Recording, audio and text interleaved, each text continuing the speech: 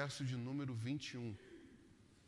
Marcos, capítulo 5, a partir do verso de número 21. Texto muito conhecido nosso, mas que tem lições preciosas para a nossa vida.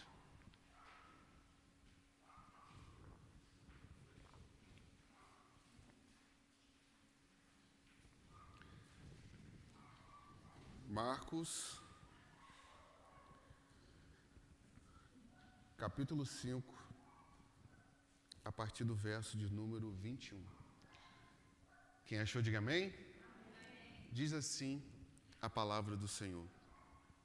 Tendo Jesus voltado de barco para o outro lado, reuniu-se em volta dele uma grande multidão, e ele estava junto ao mar.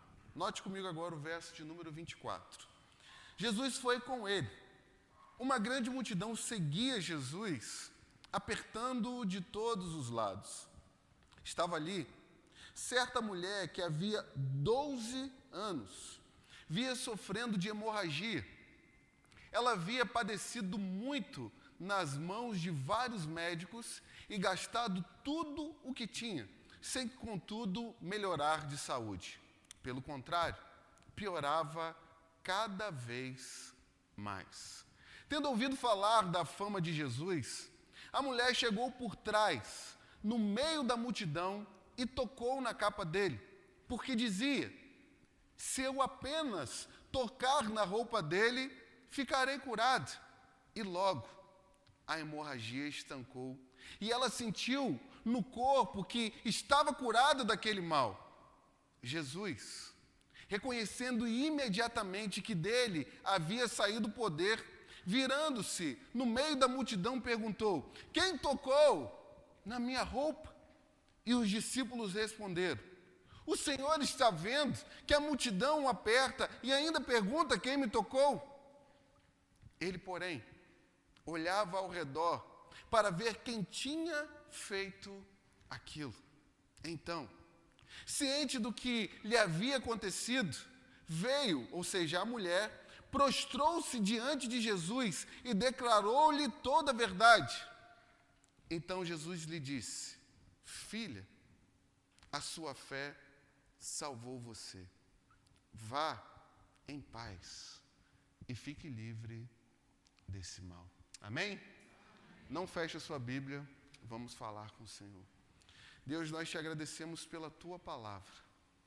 Te agradecemos, ó Deus, por viver, ó Pai, em um país em que todos nós, ó Pai, temos a liberdade de, nessa hora, abrir as nossas Bíblias, ó Deus, refletir na tua palavra, entender, ó Pai, aquilo que o Senhor quer falar conosco. E nessa hora, ó Pai, eu te peço que o Senhor fale de forma específica, Deus, e especial com cada um que entrou aqui. Cada um de nós tem uma necessidade, ó Pai, urgente nessa noite. Então que seu Espírito e a tua palavra, Deus, ache lugar em nossos corações. Pai Santo, que nessa hora, toda a artimanha do inimigo para roubar essa semente que caia por terra em nome de Jesus. Fala, Deus, e que haja espírito de iluminação nessa hora. Fala conosco, que os teus servos ouvem, em nome de Jesus. Amém. Meus irmãos, estancando a ferida. Quando nós olhamos para a nossa vida, infelizmente hoje existe muitas pessoas que têm a tendência, que já têm o costume e que já carregam na sua essência o fato de olharem para a vida de forma negativa. Quantas pessoas, e são várias delas, e provavelmente muitas entraram aqui nessa noite, que já enfrentaram muitas dificuldades, que já enfrentaram muitos problemas, muitas lutas, muitas batalhas, muitas frustrações na vida. E por causa de tudo aquilo que elas passaram, vivenciaram, enfrentaram, e talvez até estão enfrentando, elas olham para a vida de forma negativa. Todavia, meus irmãos, se existe uma geração que olha para a vida com essa perspectiva negativa, os psicólogos, os coaches, os positivistas da nossa geração, vão dizer para todos aqueles que eles orientam, aqueles que os procuram, aqueles que pedem a sua ajuda, que todos nós que estamos aqui presentes nessa noite precisamos olhar para a vida de forma positiva. Precisamos olhar para a vida não com esse ar de negatividade, mas a gente precisa ser mais positivos em relação não só à nossa vida, mas em relação ao nosso trabalho, em relação à política, em relação à família, em relação à igreja, em relação ao evangelho, em relação a todas as áreas da sua vida. Então, todas essas pessoas dizem para nós, para que a gente não enfrente um turbilhão de negatividades em nossas vidas, a gente precisa passar a olhar para a vida de forma positiva. E certo, meus irmãos, e sem sombra de dúvida, que todos aqueles que olham para a vida de forma positiva, eles levam vantagens em muitas pessoas, em muitos contextos, porque elas têm algo para se agarrar, elas conseguem levantar de manhã, quem sabe botar uma música, quem sabe dizer algumas palavras positivas de que você é forte, que você é campeão, você vai sair de casa, vai para o seu trabalho e você vai vencer todas as dificuldades. Essas pessoas, por muitas das vezes, elas levam vantagem. Elas conseguem passar por muitas dificuldades. Mas o que eu quero dizer para você nessa noite, que toda a nossa positividade, que toda a nossa perspectiva positiva, ela tem um limite. Por mais que a gente se esforce para olhar para a vida e para as circunstâncias de forma positiva, ela tem um limite. Vai chegar talvez um momento em nossas vidas que a nossa positividade não nos dará mais forças para conseguir vencer as nossas dificuldades. E esse texto que nós acabamos de ler, esse texto que está diante de nós, vai mostrar para nós nessa noite uma mulher que talvez, quando uma dificuldade chegou na sua vida, ela tentou olhar de forma positiva para aquele problema, tentou encarar aquele problema de forma positiva, mas chegou um tempo em que todas as suas esperanças e expectativas haviam acabado. E nem a positividade conseguiu ajudá-la. Então, a grande pergunta que nós temos que responder nessa noite é a seguinte: o que esse texto tem para falar aos nossos corações nessa noite?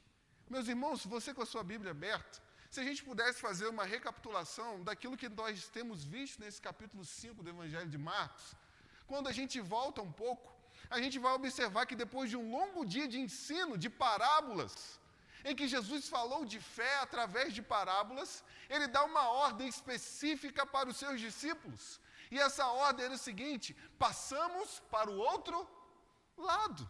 E o texto vai dizer para nós, vai mostrar para nós, e aqui eu já quero a sua atenção, que Jesus e os seus discípulos saem no barco, e muitos barquinhos vão acompanhando Jesus, mas de repente uma grande tempestade assola os discípulos, a ponto deles se desesperarem, porque a sua capacidade de entender aquele lago ou aquele mar havia acabado. As suas esperanças haviam acabado, a ponto deles dizerem para Jesus: você não se importa que a gente pereça? Mas Jesus se levanta, repreende o vento, acalma o mar e mostra para os discípulos que eles precisam ter fé. Mas pergunta: Jesus chegou do outro lado, e os outros barquinhos?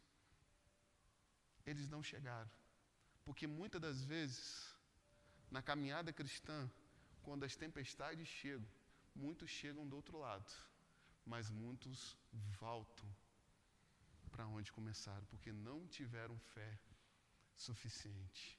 Mas o capítulo 5 vai continuar a descrever para nós que Jesus chega do outro lado para uma missão resgate. E ali Jesus liberta um homem que tinha no seu corpo 6.000 demônios. Jesus liberta aquele homem, as pessoas do lugar, porque perderam os porcos, pedem para que Jesus saia dali. E esse texto que nós acabamos de ler vai mostrar para nós que depois que Jesus sai de Gadara, volta exatamente para o lugar onde ele ensinou as parábolas, uma grande multidão está em volta de Jesus, tocando Jesus, apalpando Jesus, apertando Jesus. E no meio dessa grande multidão está também uma mulher. Quem está comigo, diga amém. Amém, igreja? Então, no meio dessa grande multidão existe uma mulher. E ela é o foco da nossa atenção nessa noite. Então, se você pode acompanhar comigo, o primeiro ponto da nossa reflexão é o seguinte: o drama dessa mulher. E o texto vai mostrar para nós, a partir do verso de número 25, que no meio dessa grande multidão, havia uma mulher que há 12 anos carregava um problema, carregava uma dificuldade. Essa mulher tinha uma hemorragia que não cessava, que não acabava, que não ia embora, que não finalizava. E dentro de todo esse período, ela carregava essa doença. Mas, infelizmente, essa doença na qual essa mulher carregava, a privava de muitas coisas. Por exemplo, essa mulher era privada do casamento. Porque pensem vocês, enquanto ela estava com essa hemorragia, ela não poderia se envolver com ninguém.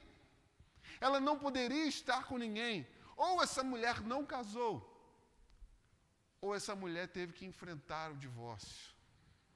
Então essa doença privava ela do seu relacionamento. Mas essa doença também privava essa mulher de ter filhos. Quem sabe o sonho de ser mãe mais uma vez, ou quem sabe pela primeira vez, mas ela teve que ver esse sonho se esgotar, se esvair junto com a sua doença. Mas essa doença também privava essa mulher da sociedade. Porque quando olhamos em Levítico capítulo 5, mostra para nós que essa mulher, enquanto estivesse com essa doença, ela não poderia tocar em nada. Ela não poderia tocar em ninguém.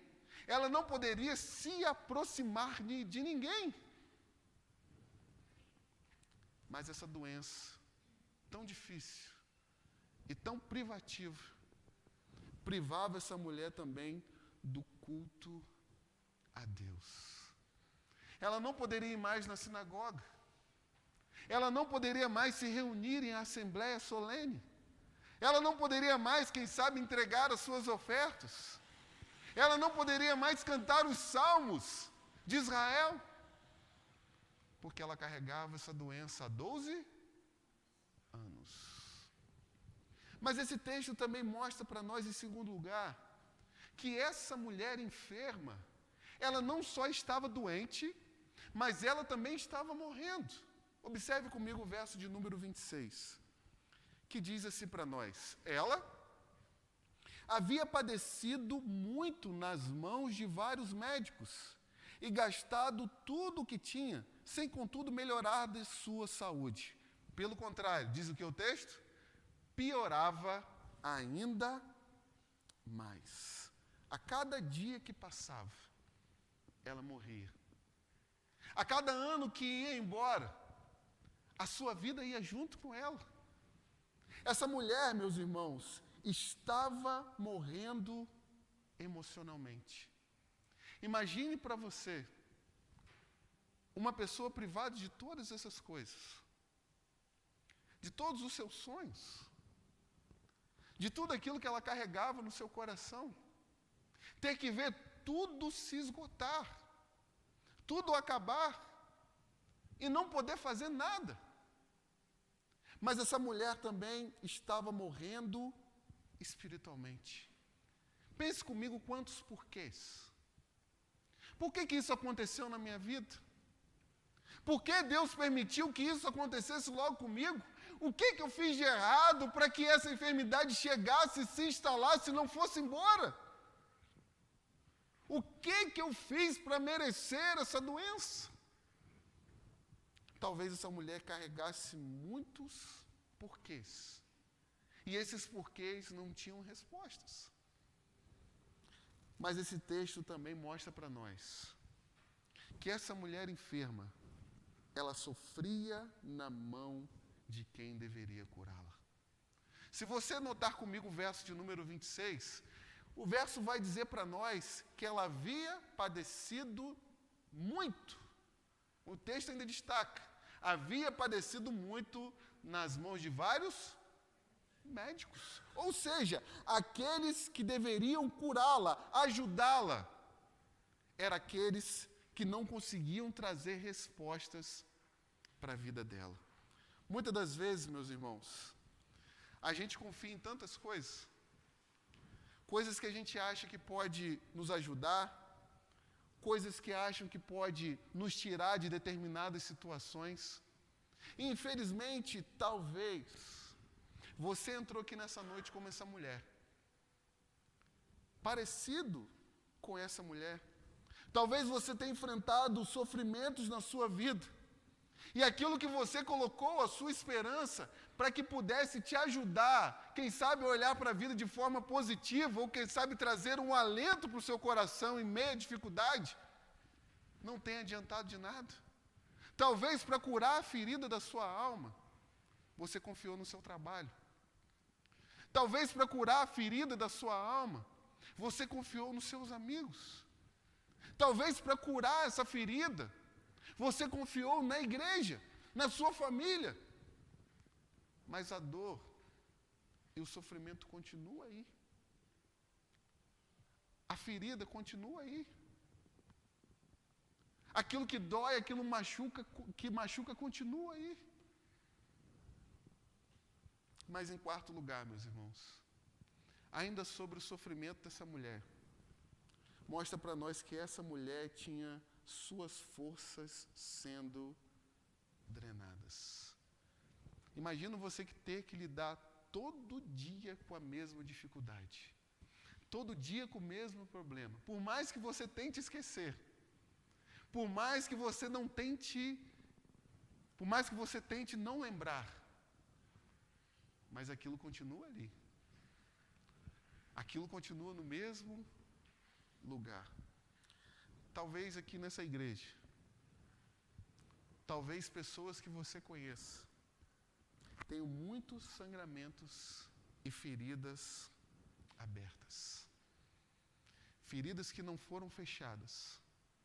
Feridas que não foram saradas. Feridas que ainda não foram tratadas.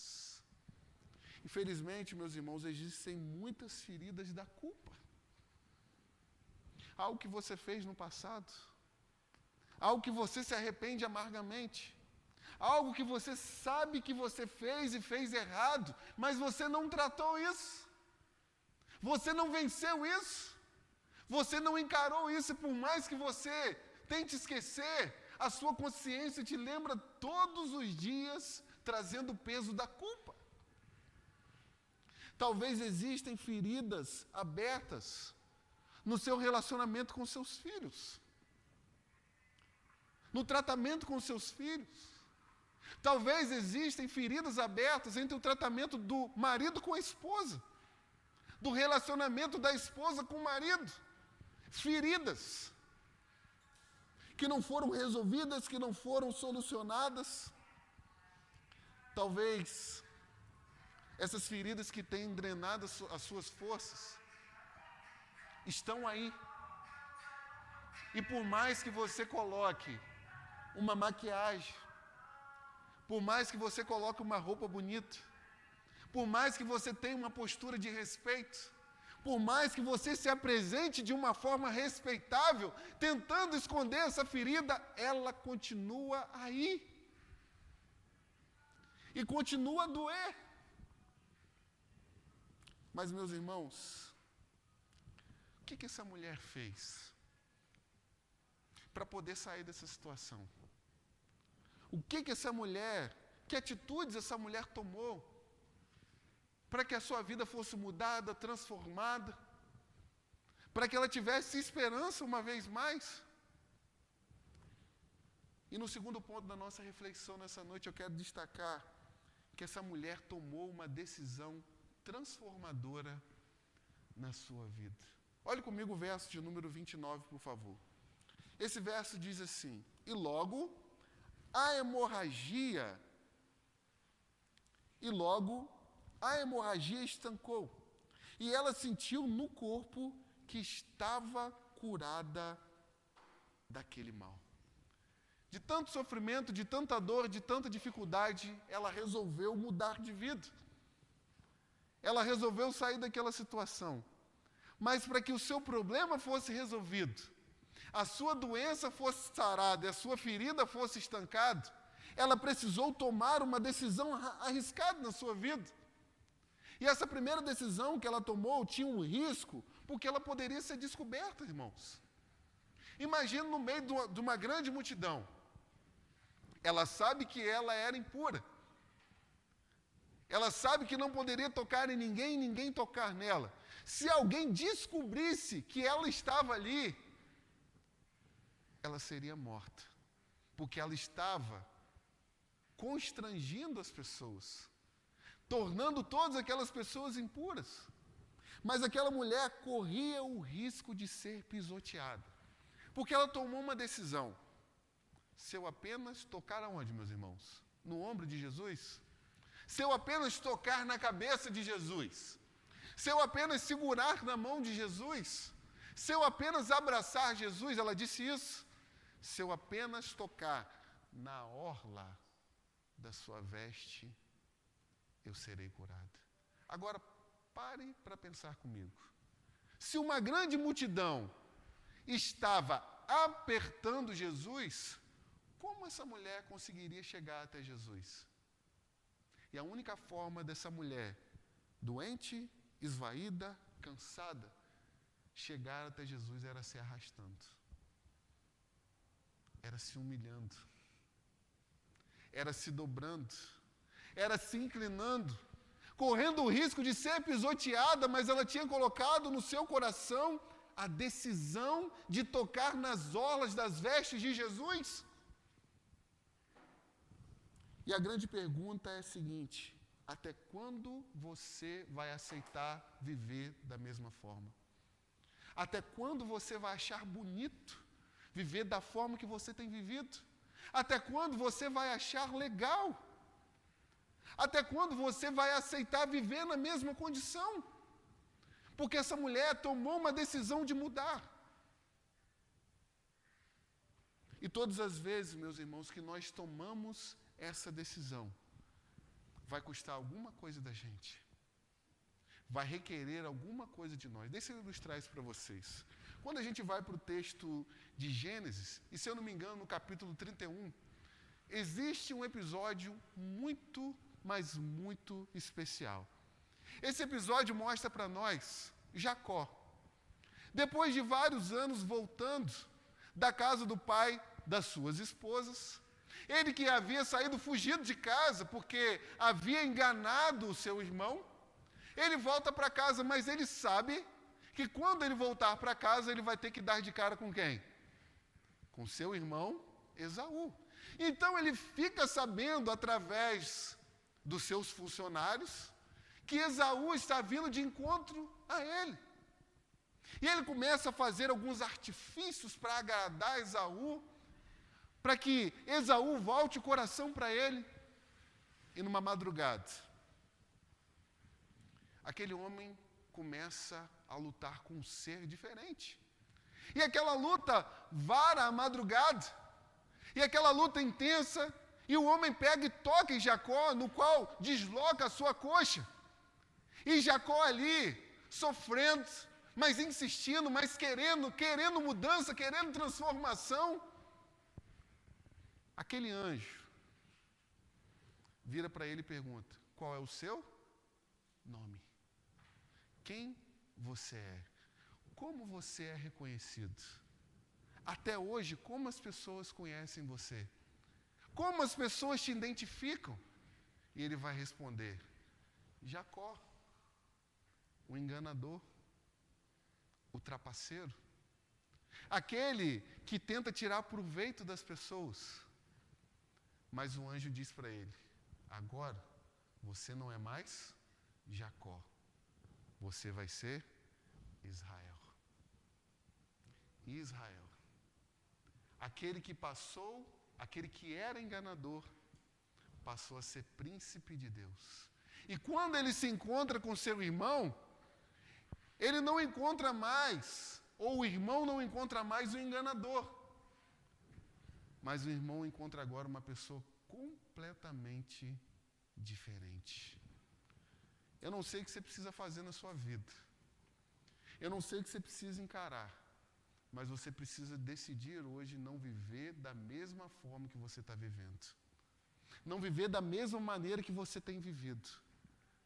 Mas em nome de Jesus, toque Jesus nessa noite. Em nome de Jesus. Vai até Jesus nessa noite. Não aceita mais não. Não fica satisfeito mais não. Não tenta disfarçar e esconder mais não. Mas toque Jesus nessa noite.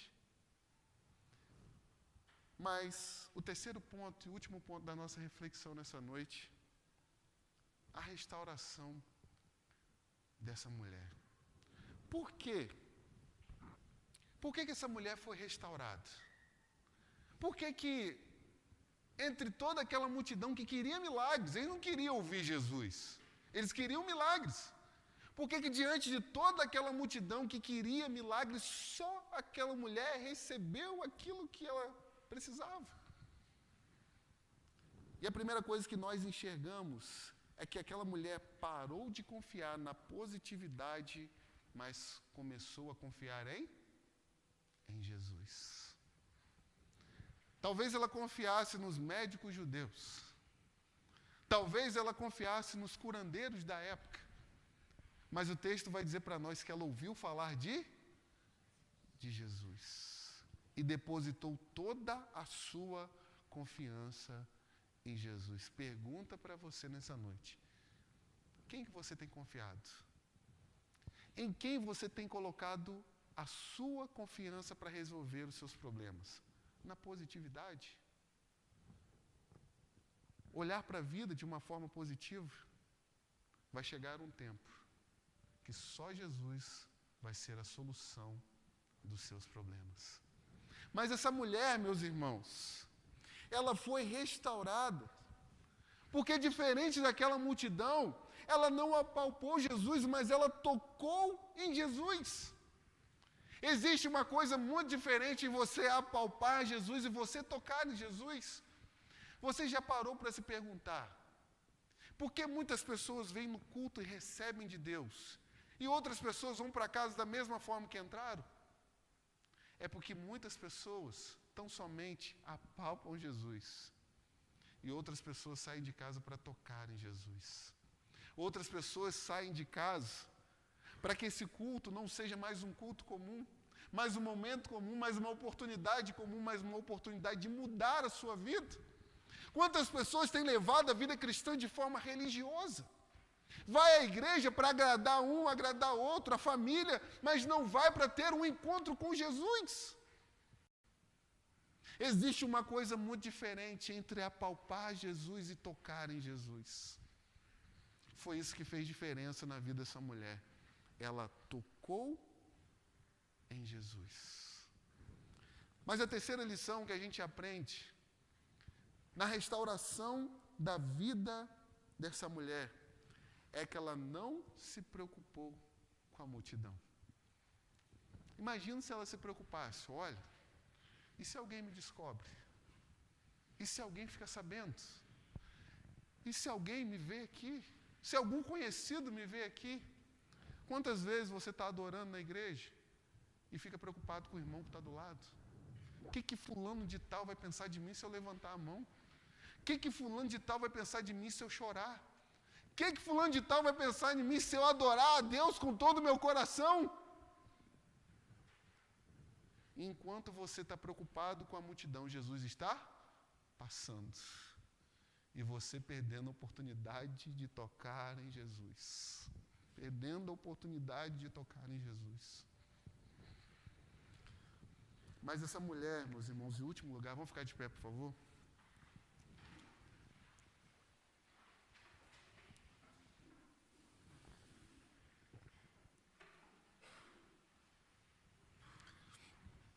essa mulher só foi restaurada porque ela confessou. Essa mulher só foi restaurada porque ela confessou. Ela tocou em Jesus, recebeu a sua cura, virou as costas e foi embora. Mas Jesus se levanta e começa a perguntar: quem me tocou? Quem me tocou? E Lucas vai dizer para nós que Pedro vai dizer para Jesus: como o Senhor pergunta quem lhe tocou? Toda a multidão o apalpa. Mas Jesus vai dizer: alguém me tocou, porque eu senti que de mim saiu virtude. E aquela mulher se apresenta diante de Jesus e confessa tudo aquilo que havia acontecido. Talvez para que a ferida se estanque na sua vida hoje, você precisa confessar diante de Jesus. Não confessar para o pastor, não confessar para a igreja, não confessar para ninguém, mas confessar para Jesus. Para que a sua ferida seja estancada. Não perca a oportunidade de deixar Jesus passar e você não tocar nele nessa noite. Mas toque em Jesus. Chega de viver da mesma forma. Chega de viver uma mentira. Chega de esconder onde está doendo. Chega de esconder onde está machucando. Mas toque em Jesus nessa noite, porque só Ele pode sarar, pode estancar a nossa ferida. Pai Santo, nós te agradecemos pela Tua palavra, Deus. Mas ao mesmo tempo, Jesus, nós te pedimos perdão. Porque quantas das vezes, ó Pai, nós estamos em meio à multidão, indo junto com a multidão, tão somente, ó Deus, apertando Jesus, apalpando Jesus, culto após culto, reunião após reunião, nós voltamos para casa da mesma forma que nós entramos aqui. E nessa noite, ó Pai, nós te pedimos que o Senhor possa nos permitir tocar no Senhor de verdade,